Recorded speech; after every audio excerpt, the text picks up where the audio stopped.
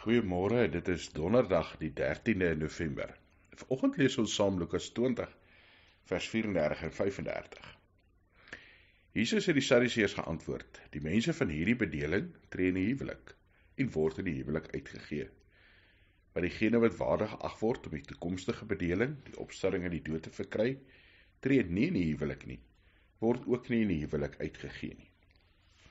Hoe lyk dinge in die hemel? Wel, ons weet nie verskriklik baie nie, maar wat ons wel weet is bietjie anders hier as hier op aarde.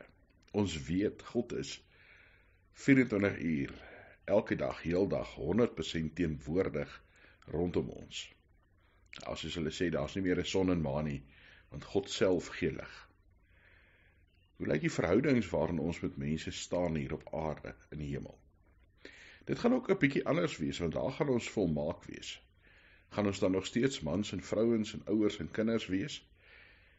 Ons weet nie regtig nie.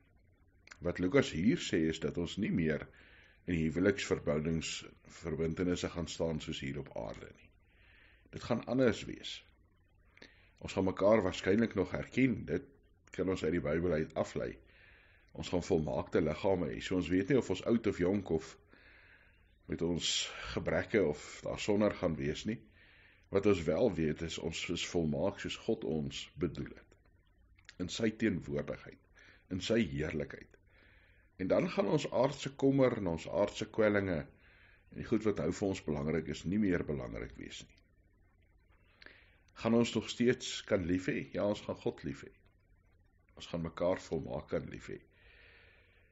Maar dit gaan nie meer dieselfde wees as hier op aarde nie. Tog is dit nie iets waaroor ons moet dood bekommer nie. Aan die ander kant moet ek nou nog steeds die verhoudings waarin ek is oppas en koester. Kan ek nie nou skielik sê, ag, dis nie vir die ewigheid belangrik nie. Dis vir nou belangrik. Want God sê ons moet ons hom lief hê en ons naaste soos onsself. Mag ons in ons verhoudinge nou iets beleef van die heerlikheid wat daar by God is. Hemelse Vader, dankie dat ons kan uitsien na 'n ewigheid saam met U. Here, al is daar 'n klomp goed wat ons nie verstaan nie, wat ons nie weet hoe dit werk nie.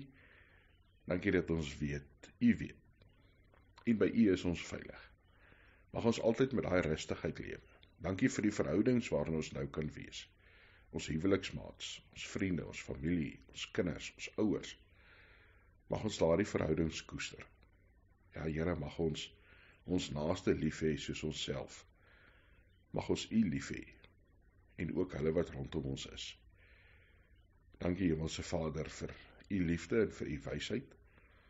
Geef vir ons wat ons nodig het vandag. Vir ons persoonlik, vir ons gesinne, ja Here, vir ons land.